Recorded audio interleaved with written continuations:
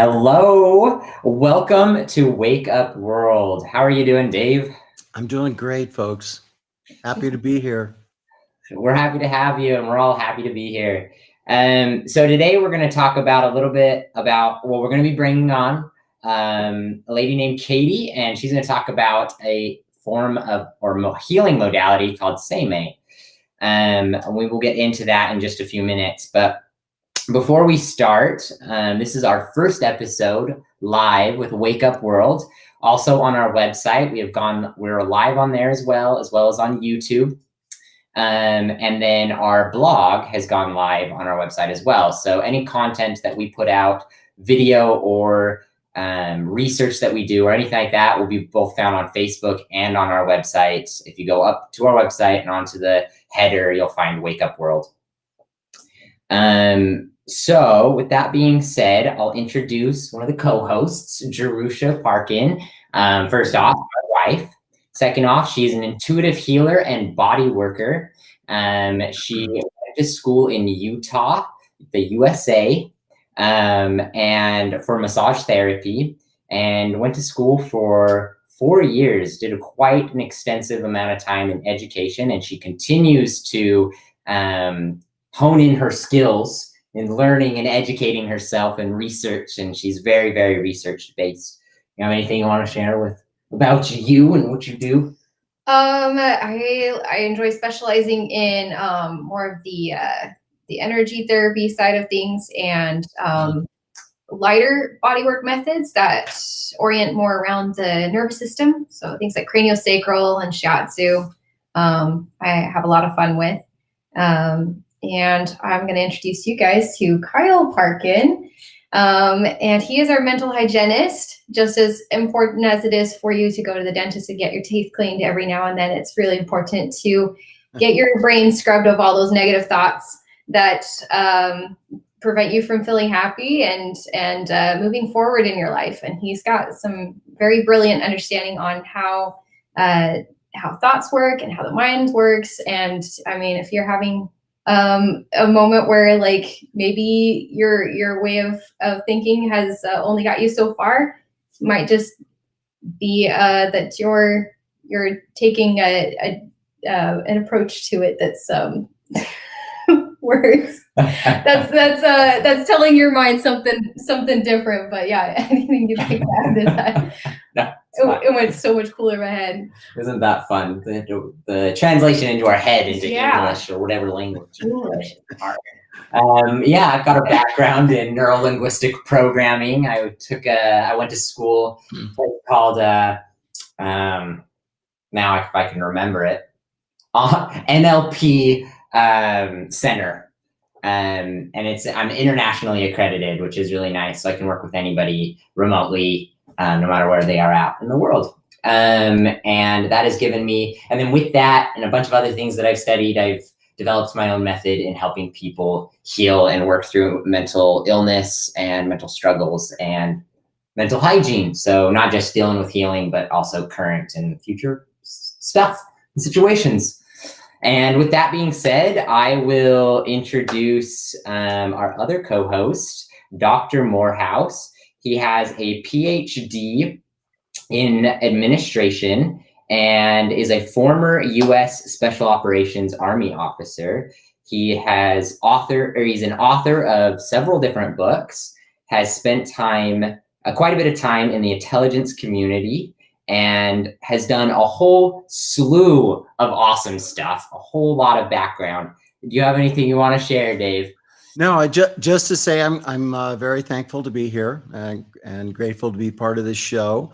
And I come here because I believe in this, and I've gone beyond believing in it. I know it to be true, and I know that primarily through my experience as a CIA, DIA trained remote viewer, and everything that I have seen that was both done there in terms of just understanding energy and waveform and intention and all of those things. And I understand how that applies to the world of remote viewing and then beyond into much more sacred and intentional studies and disciplines.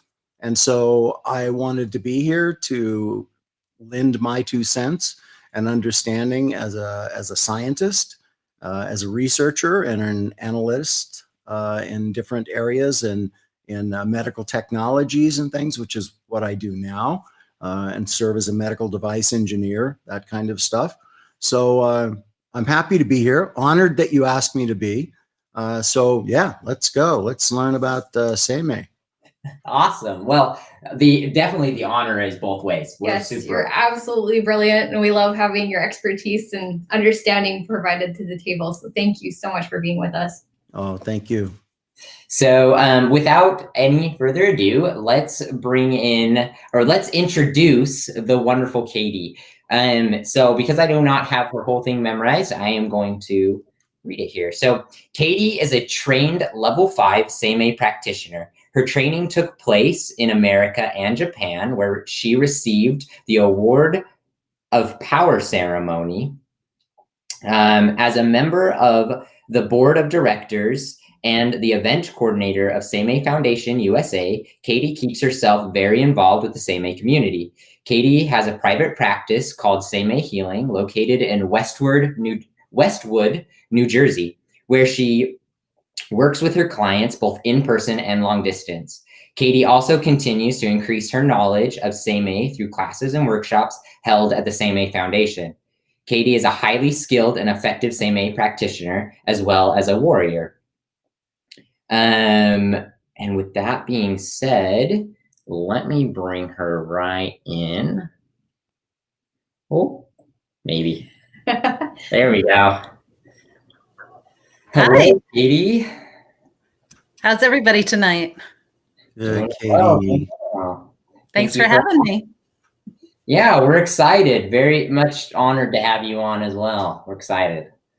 So from that little spiel of talking about you and some of your history, anything you want to add to that? Good question. I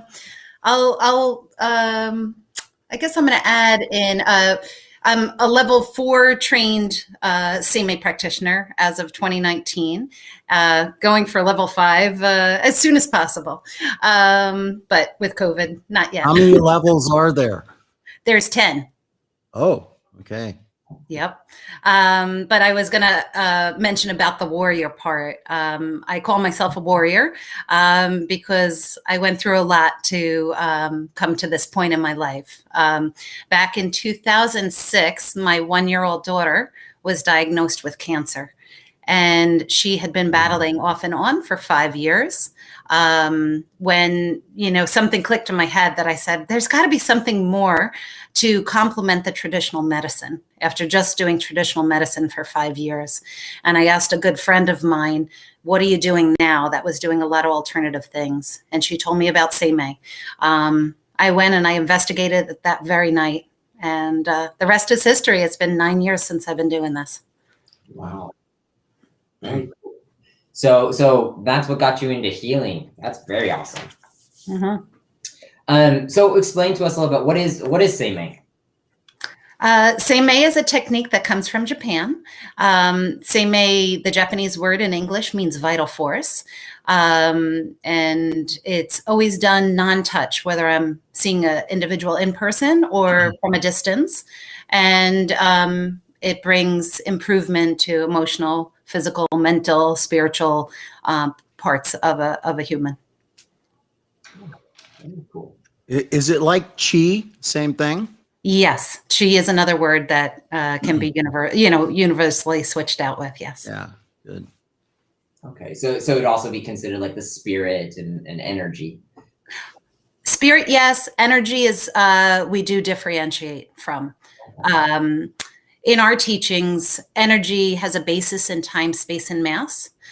Vital force has no basis in time, no basis in space, and no basis in mass energy.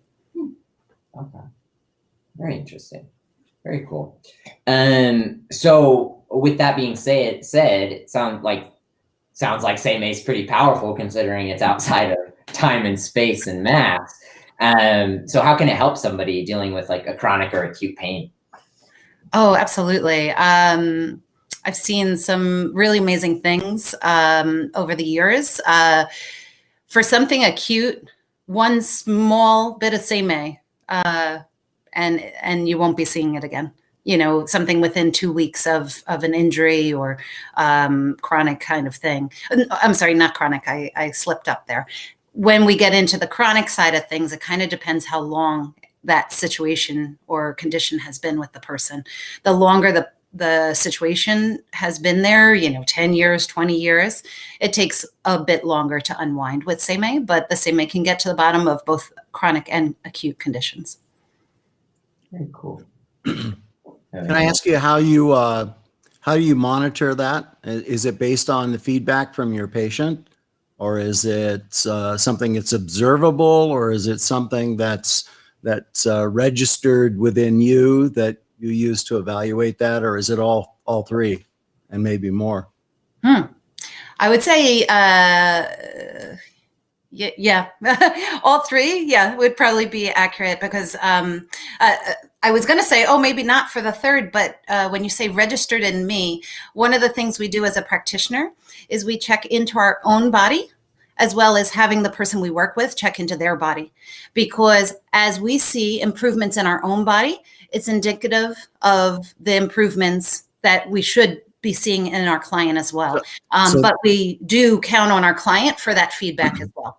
Okay, good. So I just wanted to make that clear. So there is a linkage there, because what you're feeling and what you're sensing when you're treating someone, that's feedback as to progress or lack thereof, or I need to do more of this, right? Yes. Am I correct there? Yes, absolutely. Okay, so that's good. So it's good to know there are three mechanisms of analysis and tracking and feedback in the process. It's not just you just throw something out there and hope for the best. I mean, you're actually really engaged with what's going on with this very person. Very engaged, yeah. And checking in, numerous times during a session when I work with someone.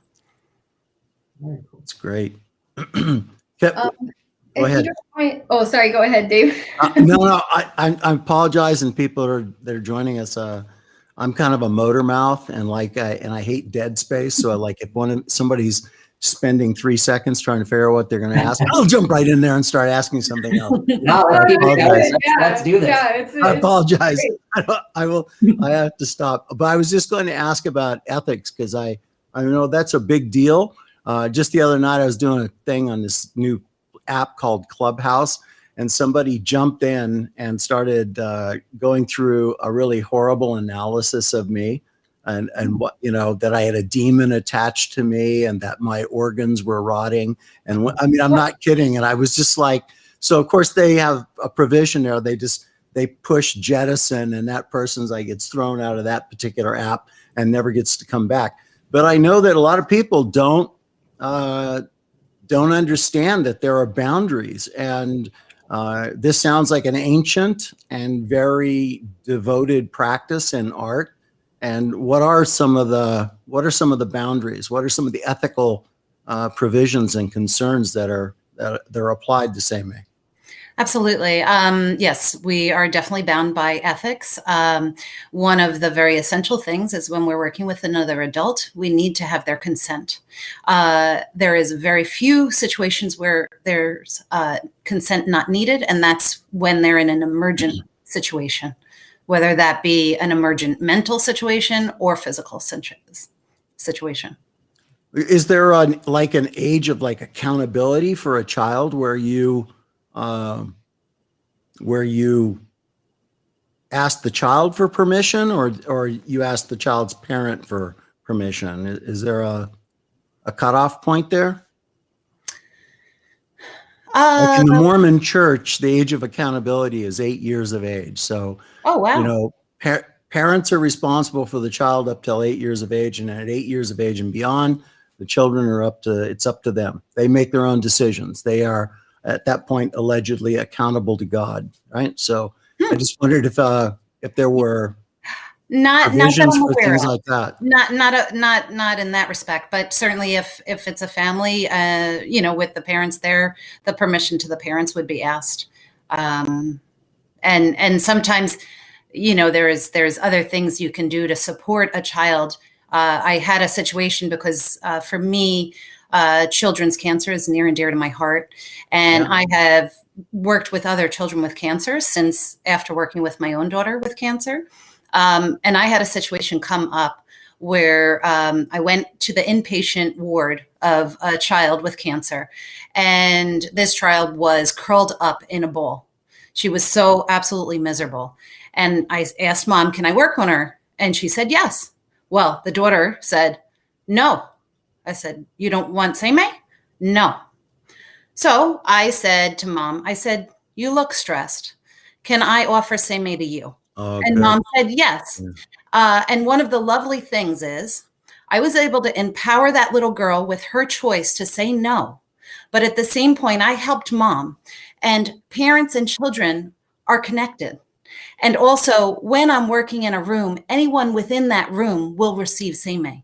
So though I honored the child and her wishes to not have Seimei directly done to her, but because I was making the Seimei was helping the room become lighter, and Mom was becoming lighter with the Seimei. Not but minutes after I started working on Mom, the girl sat up and started chatting and asking for food. It was so incredible.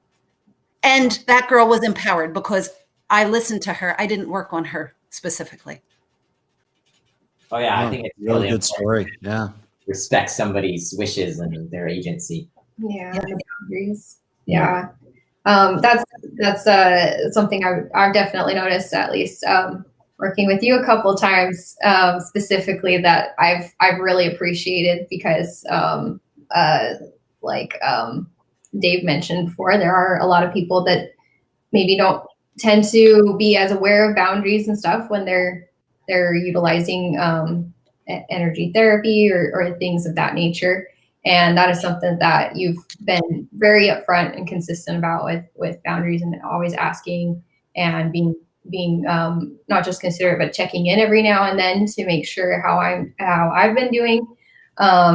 It really makes a huge difference seeing that ethic boundary there.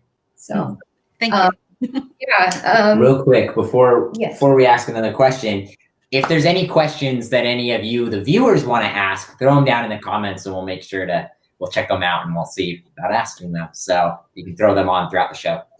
And going off of as well as the story that you mentioned before, if you're all right with sharing, are there any other experiences with Seimei that you've had Seimei be able to help with certain ailments, or things that you've seen Seimei be really helpful with?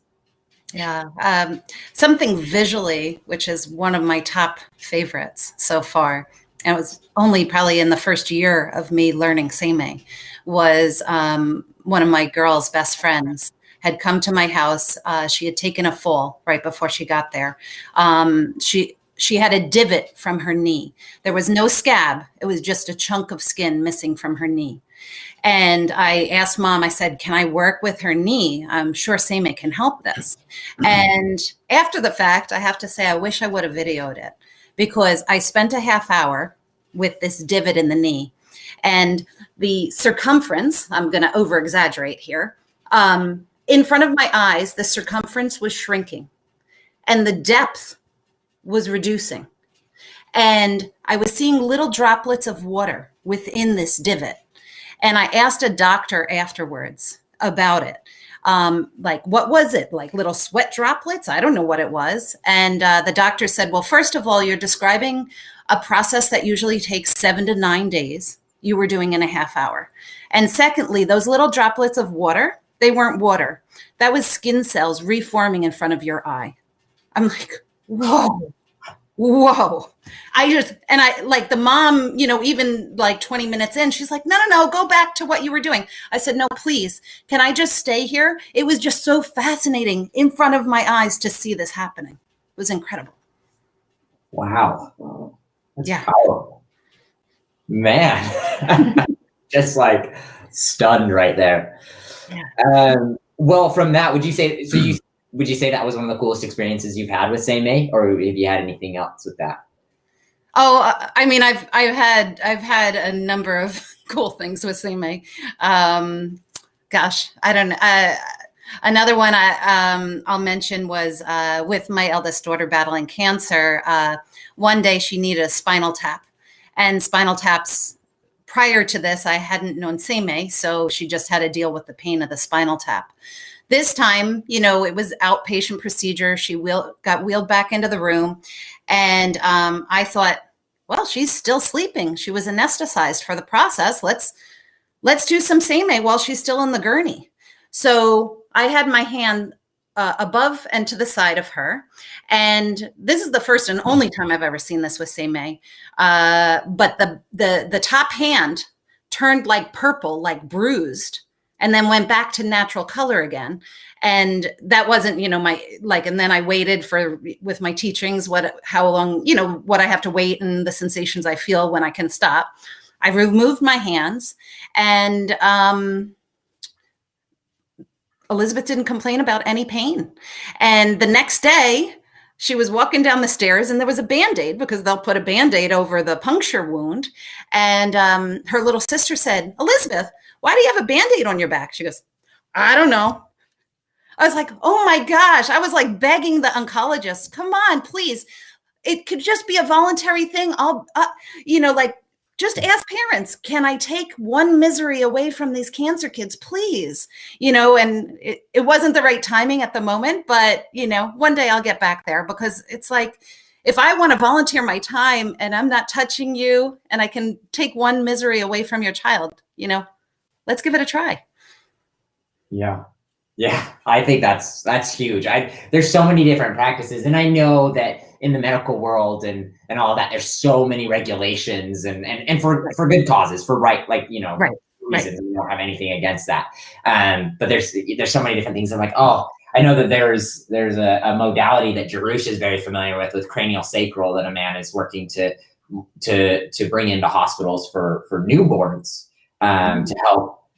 Actually, you can explain it better. Yeah. You can explain it better. He's working with the fascia, especially the fascia around the brain, which is basically just the layer that wraps around all the muscle. Sometimes it can get really tight, especially being dehydrated. And he's found that there's a lot of tension that happens in the brain from the birth trauma and stuff like that. And they've even found it with cesarean born children as well. But just a few adjustments, like immediately after birth, can have drastic like changes for these kids for the rest of their lives, because they don't have that tension around the brain anymore. But he's like Kyle said, he's working on getting that into the hospitals so that kids can get that like sooner than later, because it can prevent a lot of things later on. So. Yeah, so totally understand. I mean, that's awesome. That's awesome. So Dr. Morehouse, with your background and understanding in research and so science-based, I mean, you have years and years of research under your belt.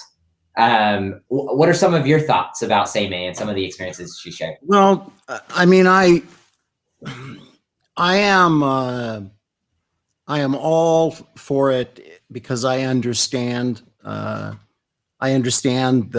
magnitude and the infinite possibility and promise when one understands energy and the waveform expression of energy, and when one understands that it's not necessarily at all tied to space-time, but that it is, when you understand at a subatomic level. Just let me give you an example of the holographic matrix field in which we find ourselves.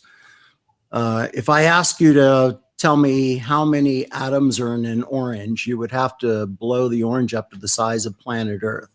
If I blew the orange up to the size of planet Earth, the atoms in the orange would be the size of grapes, okay? So we pull one grape out and I tell you, all right, now show me the nucleus and the electrons in this atom. You would have to blow the atom up to the size of some sports arena, okay? Some giant sports arena. And then the nucleus in the atom would be the size of a small dried pea. and the electrons would be the size of grains of sand. Now, that's just purely a Newtonian perspective. That's high school biology, right? The truth of the matter is that none of those things exist in that fashion whatsoever. That they, if we, for example, in looking at electrons, when we look at an electron, we only can observe the electron when we actually observe it. It coalesces into something that we see at position 1, right? When we're no longer observing it, it then decoheres back into waveform. Then when we observe it again, it coalesces back up into position 2. So going from position 1 to position 2, our Newtonian minds tell us that it went from there to here. But what we know is that it didn't go from there to there. It went from there to there by every possible path, okay? Every possible path, okay? Wrap your head around that for a moment, okay? Now understand that every thought, okay, that every being, that every sentient being, every single cell organism, every device, apparatus, everything in our life at a subatomic level is 99.9% space, filled with nothing but the waveform expression of what makes it up. And that waveform expression travels by every possible path. So no matter whether you are here or there or over there, you are omnipotent, omniscient, omnipresent. You have access to the waveform expression of all things everywhere, be it in this universe, which we now know has an edge, by the way, or in the universe that universe is in, and so forth and so on. So far be it from me with that understanding to ever say that some power, some manipulation of energy in a good way, utilizing it in a good way to benefit other human beings is something that should not be considered, adopted, embraced, or utilized within this existence. It should be.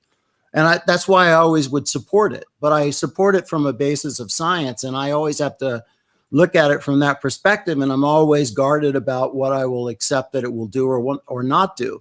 I believe that if there is a meeting in spirit or energy between the two individuals, the individual who is the patient and there is the individual who is the practitioner or the healer, if there is a coming together between those two entities, that anything is possible, right?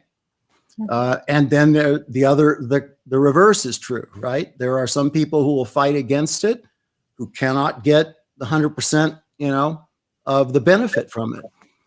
There are others who will not believe it, and so therefore will not, get 100% of the benefit from it, because you can't. You can't if you're not tuned into it and believing it and welcoming it and wanting it, then you're not going to, it's not going to just overpower you and make something happen for you. At least not in my experience. It may not be that way in all cases. Can I jump in for a moment there? Sure. Okay. With our teachings, we're invited by our founder to find that skeptic, find the non-believer, because our founder of SEME wants us as practitioners who have worked with this for days, weeks, months, years, to reaffirm every single morning that SEME exists. And we have an exercise we do with ourselves every single morning to reprove it to ourselves, because he doesn't want us to just have a false belief or count on all the different things that we've done in the past. So, and that's kind of like why we check into our bodies. We want to have a cause and effect. We want to see that the same, yes, today it worked, tomorrow it worked, but we're going to keep checking every single time. So I've worked with, there was an oncologist that I worked with, and he said, oh, I have some tightness on the right side of my shoulder over here by the neck. And so I did a quick demonstration for him, and he goes, you know what? That was my mind. That's why it's better. I said, do you have something else? He goes, yeah, I'm tight over here. I said, okay, this time tell your mind this isn't going to work. He said, okay, fine. So I did the demonstration on the other side. He checked. It worked. So though he even was telling his mind it's not going to work, it did work. So was there any difference in it, or was it the same amount both sides? He didn't give me that much detail, so I'm not sure. I mean, you know, I was happy I got the doctor's time for a couple of minutes. You know, he was off to see the next patient, but he, you know, it did help him realize, okay, maybe this wasn't just my mind, since he gave me the one thing and then gave me the other, where I absolutely invited him to be like, this is never going to work. Tell your mind this is never going to work, so that it helps to take away that questioning. Oh, this was just my mind that did it. Interesting, like a placebo effect almost, to take away that doubt, and maybe it's a placebo effect, which that's a whole conversation for a whole nother day. Yeah. Very cool. There's a question that was asked in the comments that we'll bring up, that it's a little bit oddly worded, and it is a little bit about mindfulness, our opinion on mindfulness for either person. So going from that, do both people have to be super aware, like both practitioner and client have to be super aware of what's going on for the full benefit to be happening? Or can you as the practitioner just know, you know what you're doing as a practitioner? You don't need to know all the background, all the history, you know, the medical science of it, and the client can be completely unaware of what's going on to still see the benefits. Does that make sense? Did that question come across? Does there need to be a heightened awareness for there to be results in both the client and the practitioner? I mean, I guess I would take it more in the case of, let's say it's a caregiver and you have someone that's very sick and maybe out of it. Yes, the same way is going to still work for that individual if they're not able to be cognitively there to agree or disagree, you know, and especially like with young children. I mean, you don't have, you know, they're so young, they don't have the words to say, you know, one thing or another. But I mean, you know, babies can be, you know, like on a plane, I've worked with babies that are screaming, crying because of the pressure in their ears.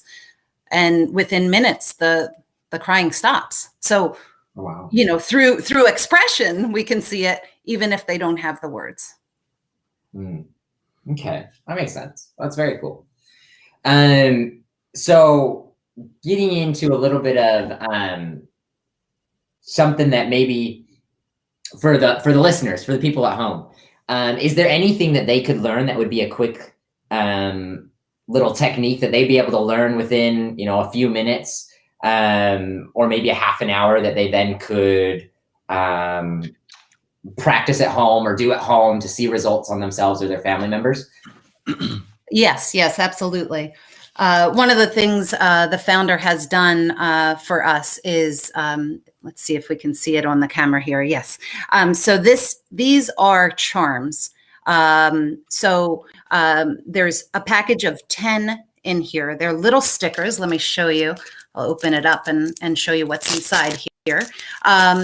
And these can be used for all sorts of things. In a quick phone call or a short workshop, I could show non-same people, anyone, no one has to be predisposed any which way, how to use these charms to help aid in a recovery of an injury, or you know, it can also help to with food and waters to influence, you know, the foods we eat, what we drink. It can help with you know, innate objects, et cetera, et cetera. You know, it would just take a little bit of time, but this is a tool that, you know, it would be a matter of just, you know, ordering some of these, and it would just be a short phone call or a short workshop, and I can, you know, teach others how to use these to make changes in their own bodies. It wouldn't be the same as having a full Seimei session from a Seimei practitioner, but you absolutely would be able to help yourself and your loved ones with this.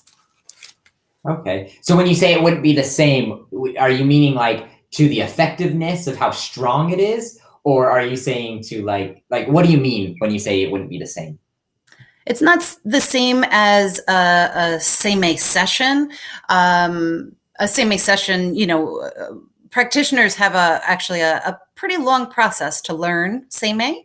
The process is 8 to 12 months, and it's not till, you know, towards the end of the 8 to 12 months that you're actually able to do a full session. It's taught in bit-sized pieces, and you practice each piece before you get to that longer, you know, duration of the half-hour to hour-long session. And those sessions, you know, with a lot of practice, and there's requirements to do 100 different sessions on individuals, as well as many more short demonstrations before you can even be certified. So I say it's different because there is a lot of teaching that goes in that 8 to 12 months teaching for a practitioner to know and navigate the other person, and to, what would I say? Like, for instance, like if someone hurts their arm, there's quick little things that I can guide you to do with this. But if that person, let's say, hurt their arm and it was 6 weeks ago or a year ago and they're still having pain, it's not going to, most likely not going to be as simple as just putting this on that point of pain and a secondary spot that I would teach as kind of a quicker fix thing, because it's more ingrained, it's more chronic at this point, and more internal organs would be affected, and you would really need the expertise of a Seimei practitioner to guide, you know, and to make the full progress in that more chronic condition. Okay. And we talked about this a little earlier, which I thought was really interesting. Would you mind expounding on maybe like the process that goes into like making these charms, like what gives them the ability to help people by just applying them and stuff? Right. So the little stickers or charms that are in here are, first of all, they're hyperallergenic. They're made by the Band-Aid company. We order them and, you know, to Japan, and they get processed and printed, and then they go through a special ceremony. And in that special ceremony, the Seimei is instilled within each and every charm, and it's perfect Seimei. So it's very, very effective and a wonderful complement to the session. Yes. Oh, I don't hear you. Oh, Oh. your mic. My dog was barking, so I muted myself. Oh, now I can hear you. How do you define perfect Seimei for me? What does that mean? As opposed to imperfect Seimei or 50% Seimei or Yeah. Well, I am human. So for the rest of my life, I'm very dedicated, and I do continuing education as Seimei all the time. But for the rest of my life, I'm going to be aiming to get to perfect Seimei. But I'm human. I have an ego, and it's going to be a kind of a lifetime challenge of mine to try to get to a more and more perfect ability of Seimei. With these stickers, since they don't have an ego, they're not living, it's an innate object. When the Seimei gets put into them, there's no ego to kind of steer it wrong. It's perfect. But are you putting it into it, or is something else? No, a special ceremony in Japan. And that's many, many practitioners that are there that go through that process. Okay. Very cool. Okay. And Dave, you had a really good explanation for like how that works. I mean, infusing things with vibration a little earlier. Did you want to expound upon that? Well, yeah, we were talking about these my wife and I have some friends that are always into the next health thing that they do, right? So one of the things that they have, and they're very big, strong believers in it, is they have a device that they have invested in that produces these laser discs, and the laser discs come out with an adhesive on them. And that what they were saying is, well, you can wear these discs, and if you wear these discs, you're not going to get COVID. Well, I'm a scientist. I work in operational medicine. It's how I make my living. So I was, thank you very much. I'm not going to walk around with one of these discs plastered on me, but I get what they're talking about. And the idea there is that, they're using a machine to mechanically, digitally, synthetically implant a particular frequency in this disc. Now, if you're looking at just the kind of an external medicine application of it, you're saying it goes back to this idea of creating sympathetic resonance. So if you have a disease that's operating at a particular frequency, and again, everything has a frequency. And by frequency, I mean, the number of waves and valleys in a given measurement of time. 1 second is hertz. That's what we're talking about. And the amplitude talks about the amplitude of that frequency, the power of that frequency.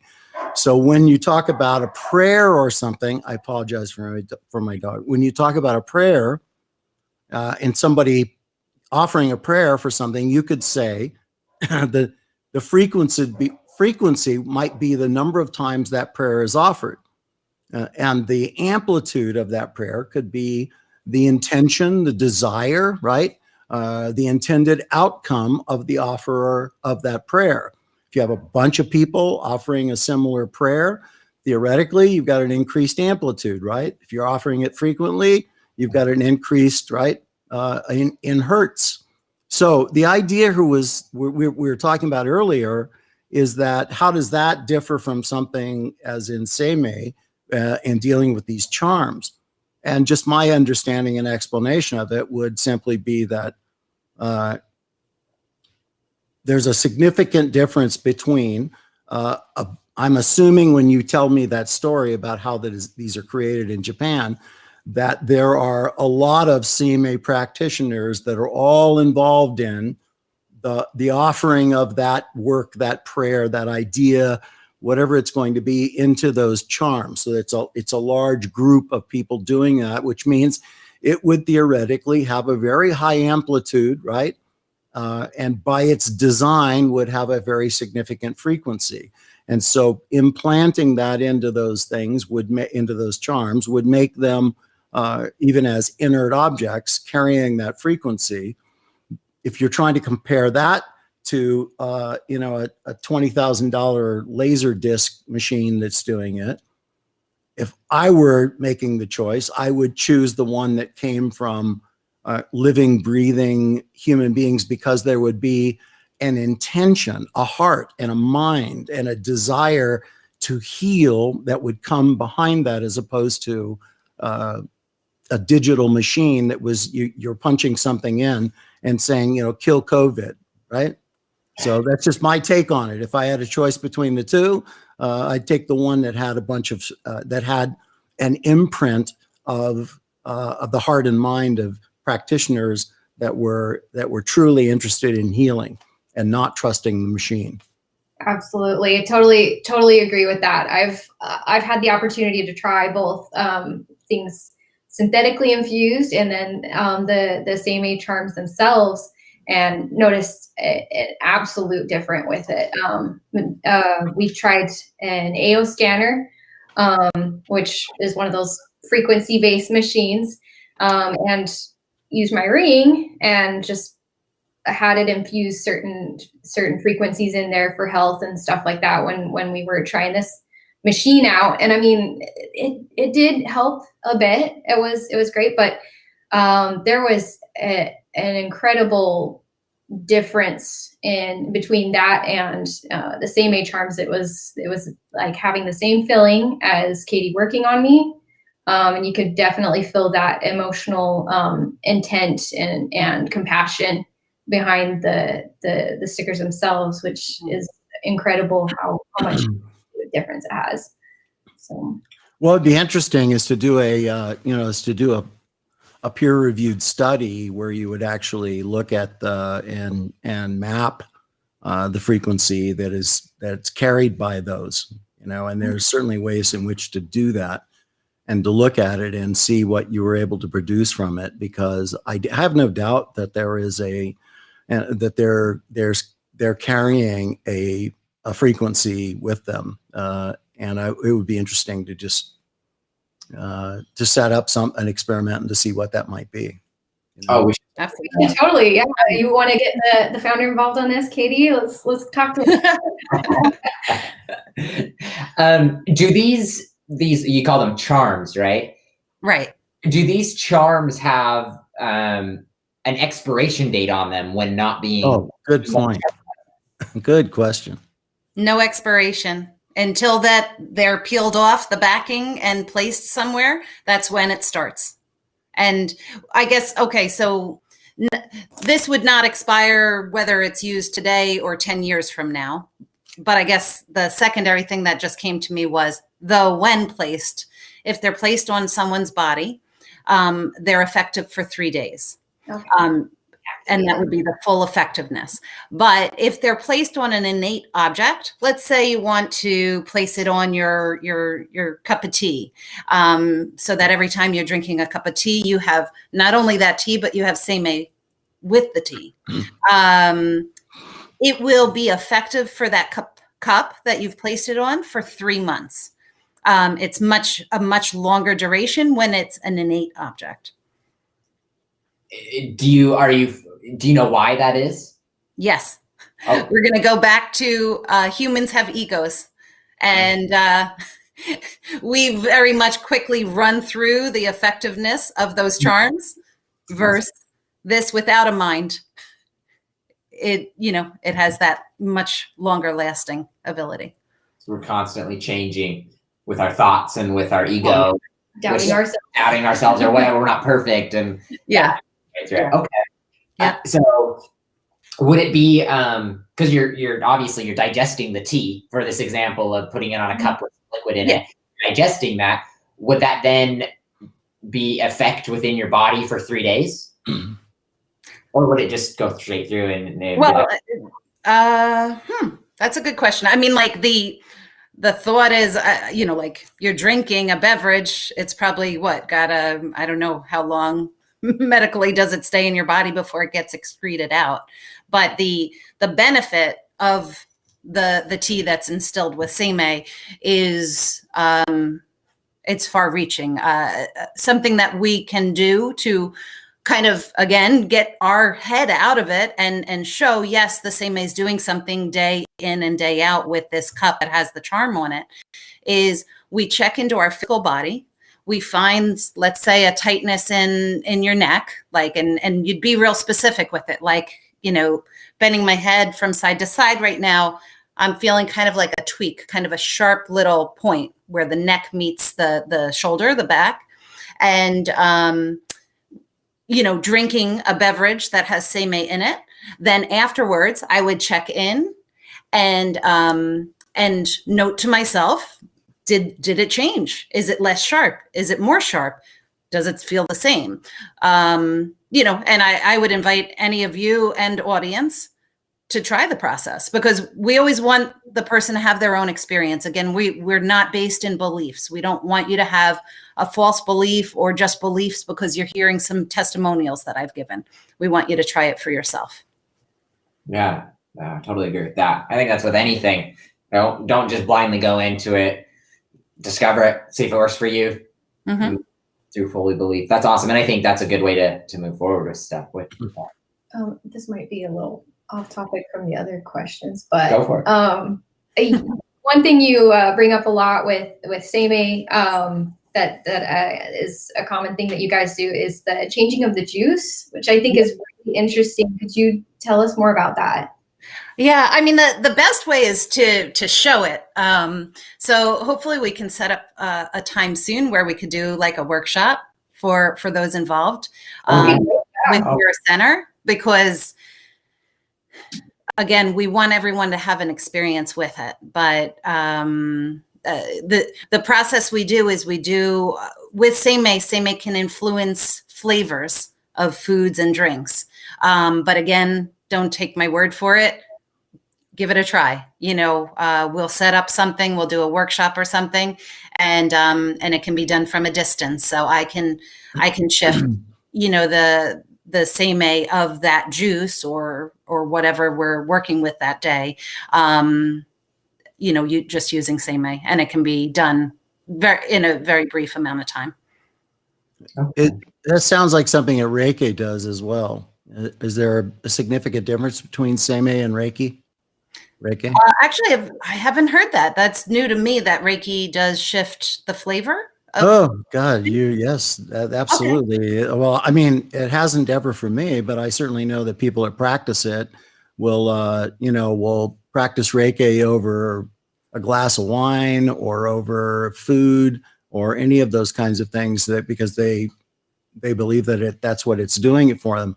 I've not ever been able to tell the difference when they did or didn't, but they do. And so I just wondered if there was a parallel there in that. But if you're not familiar with Reiki, then it's the first that I'm hearing of that. And I've not been trained in Reiki. So any and all information I have is kind of second party when others have told me things about Reiki. Sure. That's as much as I can speak of it. You are a seimei practitioner, not a Reiki practitioner. I just wondered if they brought up it while you were going through training and said, you're going to hear about Reiki, and here's what it does, and here's what ours does. No, our training is to seimei. We don't, we don't get comparisons to other things out there. Okay. Well, and I know that, and we've mentioned this, and it's in your bio and stuff like that, but you did training in Japan as well.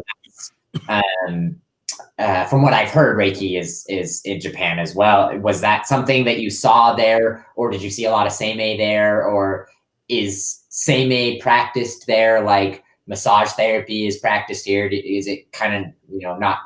That's a good question. So me visually on my trips to Japan, I can't read the characters. So maybe there was Reiki right in my face, but I didn't know how to translate it because a lot of things are not in English there. But I didn't encounter anyone that said, oh, I do Reiki, of those that could speak English to me.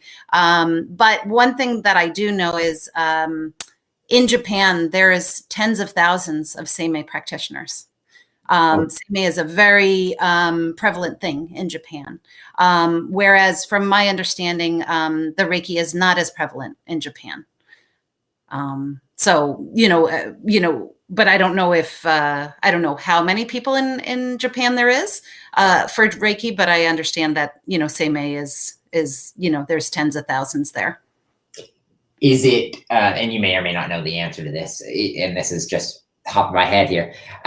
Is it one of their main medical practices?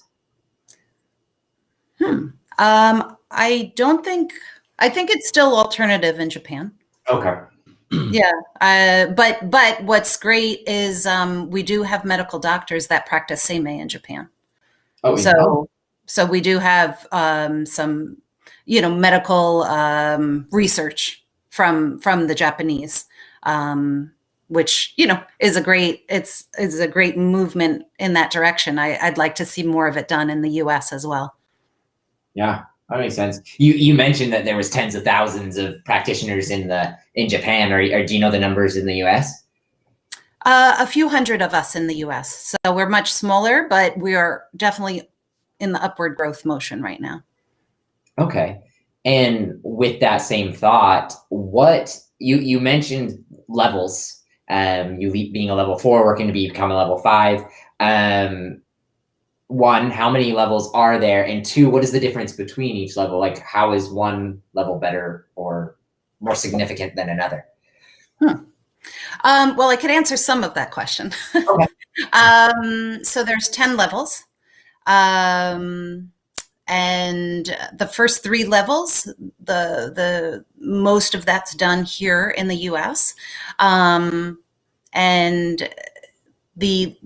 I guess once you go above level 3, level 4 and above is only available in Japan. So I spent 5 trips back in 2009, traveling back and forth for my classes for level 4. Level 5 and upward is the same kind of process, but even more times, more trips to Japan. And the highest of levels, it's not even something you can fly in for. You actually have to be on premises, like full time. Full time. Oh, okay. Yeah. So, but the Japanese names, I don't have memorized what the Japanese names of each of the things, each of the levels are. So I wouldn't feel like I can't really expound very well on all the levels and how to differentiate them. Okay. Would you say that it's a safe assumption to assume the higher level you are, the more experienced you are in it, and the more understanding, the better you are going to be in the practice? Absolutely. Yeah. It's it's a fascinating process, but there's a lot that goes into it. There's a lot of, there's homework with each time, and, that all gets, handed in and reviewed. And, there's definitely a process, and it's not like, oh, go away for the weekend and get a new level. It's nothing like that. It's you're really vested when you're going up the levels. Okay. Is there a set amount of time each level? Like you're going to go in for a year, and for level 2, you're going in for a year and a half, or is it like? Well, the first 3 levels mostly are in the US. There is a 1 week trip to Japan, which is incredible. After that 1 week in Japan, where you're doing a little bit of the beginnings of your learnings, then you come back here to do another 8 to 12 months of training. And then, like I mentioned earlier, you do 100 sessions, full sessions, and it's actually 300 short demonstrations. And all that paperwork has to be handed in and approved before you can be certified level 3. So that's levels 1 through 3 after all of that. Next step after that would be level 4, which I did in 2019. And that's a process over 6 months that you travel, and you have five classes over that 6-month period of time. But then, as I said, there's homework and other requirements that go into it as well. The level 5 is it's a year's worth of traveling back and forth, and you're required to go at the minimum 8 trips, but as much as 10 trips in that 12 months time. Okay. So, and honestly, the Americans only for the past couple of years has the level 4 and 5 been open to us to travel there. Our first level 5 is considering level 6 soon. And we're gonna, I'll know better what the dedication and the amount of hours are once she starts that journey. Okay. Do you have anything that you want to ask or add, Dave? No, I've just been doing just looking, and in comparison, there's a whole lot of stuff on Reiki, and believe it or not, there's not a lot of stuff on Seimei. I'm just wondering if I'm just wondering in my own mind, why that is. Seimei is an ancient practice, from what I've read, what I did read, right? Well, Seimei has been part of our world forever. So in that respect, yeah, when you refer to it as chi and vital force, right, and that kind of stuff. right. That has in always terms been of with the founder of Seimei, is it thousands of years old, or is it something that somebody recently put a name to and built up practice around it? Kind of what I'm asking. And I don't mean it to be an insulting question. Yeah, no, I don't take it as an insult. Seimei, in its form right now, is, let's say, new. Seimei, the chi, or vital force, has been with us forever. And there's been a capacity of this force that's been used for thousands of years. But this specific perfect basic form that's been taught by our teacher, Hiraki Kaiso, he was born in the 1940s. He's in his 70s now. That's what I'm seeing. Yeah. Okay. Yeah. So this perfect basic form is his own perfect basic form. But he worked on tens of thousands of people personally. He also went to college and got a medical degree and a psychology degree so that he would know the body and the mind and how to work with it. And then worked, as I said, on tens of thousands of people to come up with a perfect basic form. And also the idea of all the levels, because Seimei is very, very powerful. And he realizes, you need to give it in small steps, or it'll be too overwhelming all at once. I think to expound upon maybe why it's not as known, at least in the U.S., or prevalent, just from what was gone over in massage school. We had a couple Reiki practitioners come and talk about like the history of that. And from what I understand, it has been around a little older, at least prior to World War II, because they had all their soldiers get an attunement before leaving for war. So that may also play into why there's a lot more people that are aware of Reiki right now, but not Seimei. And it sounds like Seimei is really new to the U.S. and the U.S. can be a little slow on catching on to all these great things that are out there in the world. And so that's why I think. Yeah, in Reiki, they refer to it as chi and life force as well. They're using that same terminology. And I mean, look, let's be honest, it doesn't matter if somebody else has taken an ancient concept and applied a modern spin to it and understanding to it and practice to it. That doesn't in any way, lessen the impact of it or the importance of it or the quality of it. It just happens to be a more modern interpretation and application of a very ancient understanding of human life force or life force in all things. So Reiki has been around and it's there, and they do what they do. They use similar, if not in some cases identical terminology, but the fact that that Seimei is newer and has a new understanding to it, hey, bravo! It doesn't, in my opinion, especially as a scientist, it certainly doesn't lessen one over the other. It just clicked in my head as to what's the difference between the two, and then looking very carefully, not a lot, but Seimei's new, so it could have a lot of new discoveries and new applications and methodologies that it could have picked up and left Reiki behind. I don't know, but it could have, right? Let's just accept that it could have done that. Could have started where Reiki started and gone further and farther with it. So yeah. See that? You won't know until you try it, until you learn it. Right. Yeah, I always invite people to try Seimei, especially if they do have an experience with Reiki. I want them to have their own personal experience with Seimei and make their own minds up of what they feel is one and what is the other. Sure. Yeah, I agree with that. It sounds like there's a lot more of and I know if there's any Reiki people listening to this, I don't know how much they're going to love this, but every time I've talked to somebody that's a Reiki practitioner, a Reiki master, I've gotten a different explanation from them of what Reiki is and how it's practiced and what they do specifically. And it can get very easily into a heated conversation from them when asking them certain questions.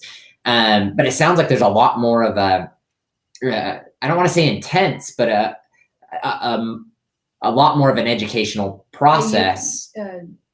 More like I had the word left my mind. There's a lot more education going into uniform process when going through the educational process of Seimei, with the levels and getting to the point that you actually have to fly out to Japan, and you're not going to learn from somebody who learned from somebody who learned from somebody who learned from somebody Right. or somebody who then learned from the head person. Just more of a uniform explanation to it. Yeah. That's what you're meaning? Yeah, I mean, a lot. I mean, and one thing bouncing off of that is the fact that even in America, as you're training, we have three centers here in America, and the Seimei is centrally taught. You can get to a certain level to teach Seimei, but you're not going to go and make your own school of Seimei students. You're going to stay within the organization because the founder wants to keep this in its perfect basic form.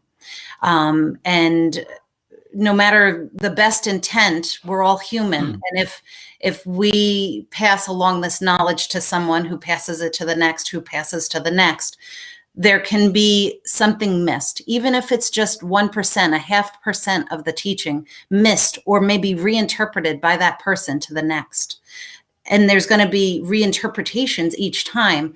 And our founder doesn't want that to happen with Seimei. He wants it to be taught, based on the manual, based on his teachings, and with no straying from that. Is Abundant Living going to be teaching Seimei or just practicing Seimei? We at least would like to have Seimei practitioners on hand. If there is a way we could get set up to having it taught with the schools, that would be awesome, because we want to essentially have programs for all kinds of techniques, modalities out there available to people, in one place where they can find them. Sure. But it sounds like it might take a little bit more in the works of talking with founders, something like that. If there's enough people, I would be compelled to say that there would be the certified teachers that could come to you. It would just be a matter of how many students there would be to learn it. But again, I'm speaking off cuff. I can't say that 100% because I don't have the authority to grant that, but Yeah. I would They're imagine. they're not selling franchises right at the moment. Yeah. So in the time being, we'll be more sending people to you to get any education on that are looking for that. So Yeah, but we are for sure going to have practitioners within, to as much as a degree that we can. We'll see what the future brings in our facilities. We call them teams, which will have different people, different experts in different areas of expertise on each team, covering the mind, the body, the spirit, the everything, finances, all that. So we're excited about that, and then the school and all that will bring what it brings. So, is it okay that we talked about that now? Because I didn't even know if that's. I'm thinking, that I really want to put in a pitch for you that's what you guys are doing and what you're about, and in Abundant Living is to put together that kind of a multi-dimensional, multi-practice program. Kind of a one-stop shopping for people to come and benefit from all these different understandings and awarenesses and practices. So yeah, I wanted to say bravo to you for putting that together there. So yeah, thank you. It's much works, and that'll probably be a whole episode in and of itself of like explaining kind of what we want to do. But as of right now, we've got the mind and the body and then energy side of things, Seimei, spirit, however you want to word it, different language, it's all the same. And that's the team we've got built out. But from there, we want to build out, and somebody comes in and they get whole health focused. They go through a mental foundation where they've got a goal they're working towards, that, and then the healers and the practitioners come in and they take out any kind of blocks that are holding them back from achieving that goal and dream in life.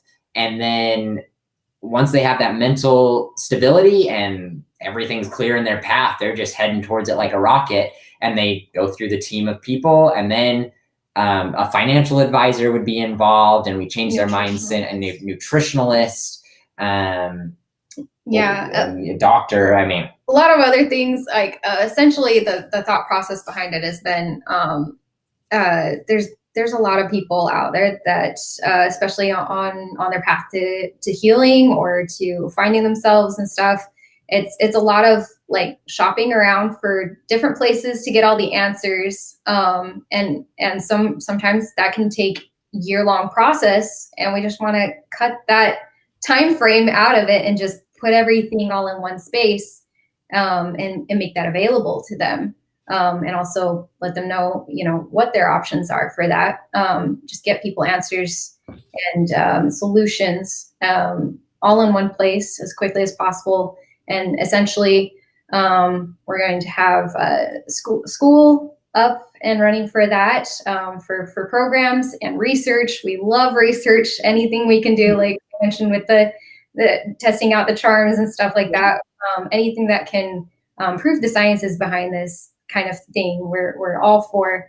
And going to have things with animal therapies, equine therapies, organic foods in stores. A lot of other stuff we can definitely expound on at another time, but it's already building out this great big foundation, and our vision is to have all-in-one places like this all over the world, so that people have access to this everywhere, and uniting not just preventative medicine but diagnostic, and having all of that together, because it's really important that the West and East just meet together. With their medicine practices. We've got all the pieces. We just need to bring them together. So, and one thing that I have found in my own journey of healing and medical and especially in working in it, is how disheartening it is seeing how many people have burned out and just absolutely lost hope in their own health, their own mind, their own body, because they've tried for years with doctors and with experts, and because there's not really a good, clear path to guide them through that, they go, you know what, I'm just doomed, and there's no hope in this kind of stuff, and I'll live out my days and then endure to the end, and that'll be it.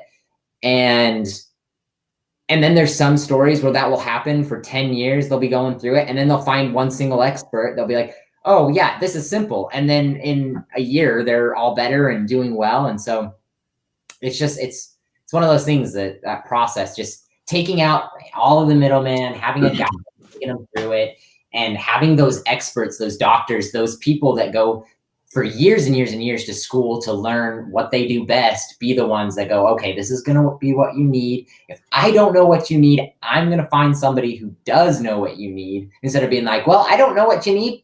Good luck. And so that's kind of what we're all about here. And thank you, Dave, for touching that in. We'll definitely do an episode on that. Yeah, that'd be really awesome.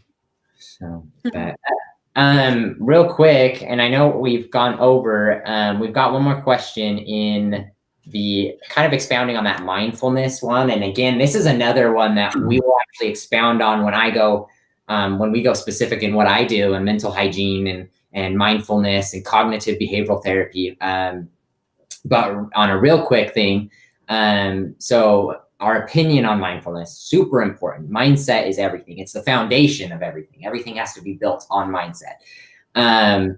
And cognitive behavioral therapy technique and staying present and calm down. So a real quick thing with that, for one, that's at the basis of my technique. So in our future episode, when I get on and I talk more detail of my technique and my methods, we'll go in much more detail on that. But for those dealing with anxiety and stress right here, right now, because of everything going on, a quick little thing you can do that will really help you, that'll help to reset your nervous system, your sympathetic nervous system, is 2 short breaths in through the nose, like that, and then 1 long breath out through the mouth. And you do that 3 times. Basically with the goal of taking less breath in than letting out. And you'll be impressed what that'll actually do for you. You can do that in the midst of a panic attack. You can do it if you're just feeling a little bit stressed. It'll reset your sympathetic nervous system, kind of calm your nerves down and get you thinking straight. And it might take a little, depending on how severe it is, it might take a little bit more than just 3 times. And then turn off the news. Yes, then get the news out of your house. Stop listening to the news, because it's not there to make you feel good and, you know, help you in any way, shape, or form. And I assure you, I stopped listening to the news in 2001. You know what? And I have not yet felt like I'm a stupid person and couldn't figure out what was happening in the world, right? So you don't need that constant feed of negativity, because you will start defining your life in the moment by how that makes you feel. And that means you will just create the next moment, and the next moment, and the next moment will be filled with the same kind of angst and fear and frustration. So stop listening to those kinds of things that just feed you that. And I promise you, you will not be lost in this world. You will know what to do tomorrow and how to do it. And you'll be happier, okay? Mm-hmm. And the longer you distance yourself from that crap, the happier you will become, right? There's too many good things to read. There's too many, you know, good practices to involve yourself in, that we need to stop allowing ourselves to be channeled into this stuff by politics and politicians and everything else that goes along with it. Just step away from it, because it's probably one of the greatest poisons that we've actually decided that we need to ingest on a daily basis. The vast majority of us, right? Yeah, that's my 2 cents worth.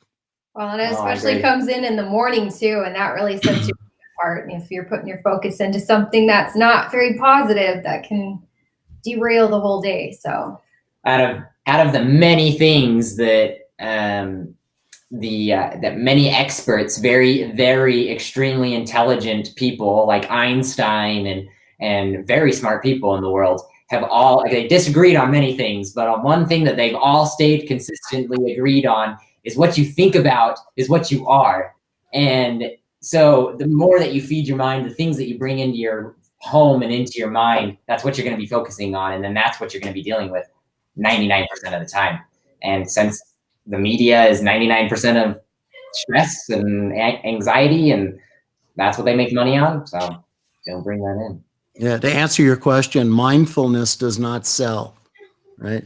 Mindfulness does not sell newspapers, you know, or periodicals, nor does it sell television time. So maybe what you guys are starting with Same and all, you know, et al., that you will be presenting mindfulness. People can tune into this, to what you guys are planning on doing, and they can get mindfulness, understanding, and timeouts through what you're going to present. Oh, for sure. That's definitely a goal. Like I said, that being a foundation, and then everything else we bring in will be, like, no matter what somebody comes into us needing or doing, they will first get a layer of mindset, mindfulness, and then everything else will get piled onto that, line by line, precept by precept, because we don't want to just pile everything on them. We want to slowly build them up so they don't have to continuously come back to us, except if they need some, you know, app or whatever. They can do most of it for themselves. In the end, we want to make this world a self-reliant world, a world that is free, doing everything for themselves and for each other, helping each other, one heart, one mind towards joy. So, well, and just to kind of get things a little wrapped up. That's what I was about to do. Yeah. On time, but Yeah. just to let everybody know where you guys can get in touch with Katie and Sammy. We're very grateful to be working with both Katie and David. And do you want to maybe let them know where they can schedule with you and the process of that, Katie? Oh, sure. Well, I mean, there's two options. They can go to your website, abundantlivingmindandbody.com, and they can also go to my specific website, which is seimeihealing.com. Seimei is spelled SEIMEI, healing.com. And my contact email and phone number are there. And during COVID, I'm doing everything virtually. So it doesn't matter where you are in the world, I can help. Awesome. Perfect. Thank you. Yes, that is perfect. And if you guys have any questions or anything like that, feel free to drop them in the comments, message any of us. I can guarantee if you even just to make it easy, since this is mainly on our page and probably, I'm not sure who else is watching, but if you message anybody that's here in the video here, the question will get to the right person and it'll get back to you. So that's the beauty of it. And give Sammy a try. You'll be really blown away by the results. It's phenomenal session. So thank you. Send for those charms. Yeah. Yes. Yes. Can you eat those charms? No. Good question. I'm sorry. Just charms, because I was starting to think about the flavoring of that. there's a thing called there's a candy that comes in the meals ready to eat for soldiers called charms, and they consider them bad luck. So whenever whoever gets charms in the MREs, they consolidate them all. They won't eat them and they won't pass them out. They like consolidate them and bury them. Too many guys have been blown up who ate the charms. So they now consider the charms a bad thing, and that's where they put them. So I apologize. We're all just a product of our environment and our training, right? So when you say charms, the first thing that comes is that reference for me. It's like charms. Yeah, not those charms. Don't eat the charms. So anyway, I'm surprised they're still putting that in those meal packets. Then if they're bad luck. Yep, they're charms. That's what they're called, charms. They're just hard candy, but multicolored hard candy. But yeah, anyway. Sorry, folks. Sorry, just had to throw that little soldier tidbit in there for you. Oh, it's good to have some humor. I love the humor. Good to know that kind of stuff. And we'll definitely be going more over that stuff when we interview you, Dave, and get more into your background and have that. And that'll be in a future episode as well. So that'll be our next. So very excited. Yes. So thank you guys all for tuning in, and we will see you next time. And hey, make sure to wake up. There's a lot more out there than just what you know.